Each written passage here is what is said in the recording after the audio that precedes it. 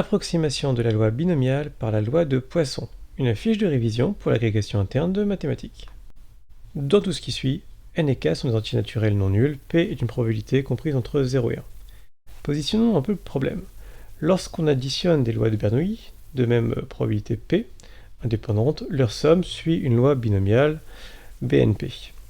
Sauf que si p est trop petit, en fait, on ne va pas pouvoir approcher cette loi binomiale par le théorème central de la limite. Et ça pose un vrai souci. Pourquoi? Parce que si on doit vraiment les calculer, les coefficients binomiaux, ça grimpe beaucoup trop vite. Et en fait, d'un point de vue général, les factoriels, c'est la galère lorsqu'on veut faire du calcul. On préfère toujours les éviter. C'est fondamental. On n'aura jamais de logiciel trop bon qui calcule les factoriels, de par la nature même de cette opération. Ça grimpe beaucoup trop vite pour les capacités de calcul.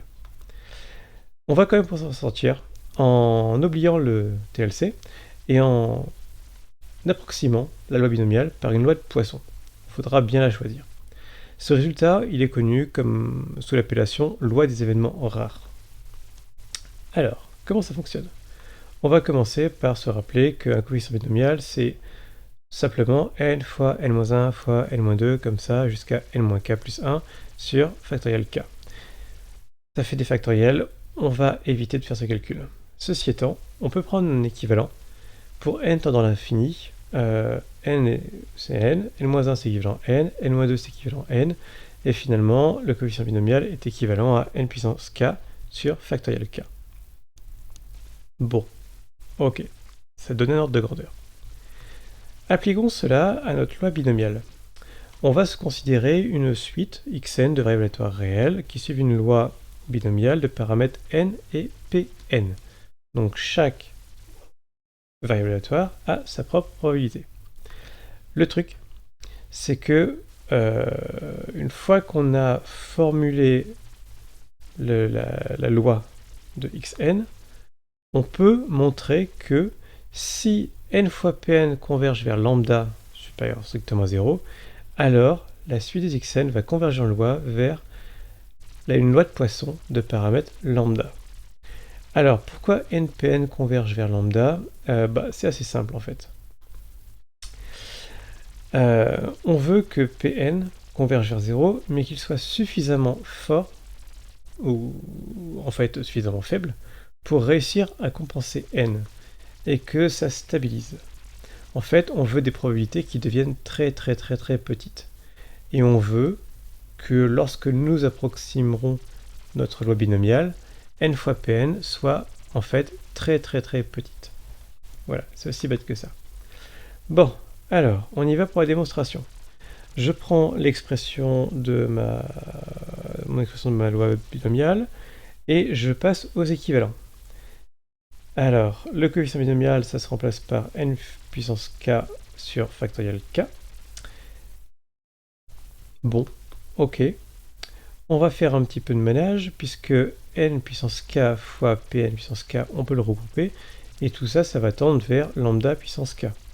Il reste le terme en 1 moins pn puissance n-k qui n'est pas géré. Ok, on va décomposer. D'un côté, 1 moins pn puissance n, et de l'autre côté, 1 moins pn puissance k. La puissance moins k. Et ça, c'est sympa, parce que lorsque je vais vouloir passer à la limite, 1 moins pn puissance moins k, ça va tendre vers 1. Il n'y a pas de souci là-dessus. Le truc, c'est que pn, c'est équivalent à lambda sur n, de par le fait que pn fois n, ça tende vers lambda. Autrement dit, lorsqu'on va pouvoir passer à la limite, 1 moins lambda sur n puissance n, ça, on reconnaît l'exponentielle de moins lambda. 1 moins pn puissance moins k, ça tend vers 1. Et npn puissance k, ça va tendre vers lambda puissance k.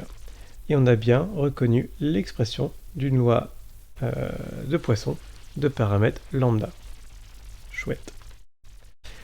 Alors, en conclusion, quand est-ce qu'on peut appliquer ça? Quand est-ce qu'on peut appliquer le fait qu'on approche une loi binomiale BNP par une loi de Poisson, de paramètre lambda égale np? Alors, premier cas, si n est supérieur ou égal à 20 et la probabilité est inférieure à 0,01. Autrement dit, n n'est pas si élevé que ça, mais la probabilité est vraiment ridicule. Deuxième cas, n est très élevé et la probabilité est faible, très faible, mais n'est pas ridiculement faible. On peut tester tout ça sur GeoGebra.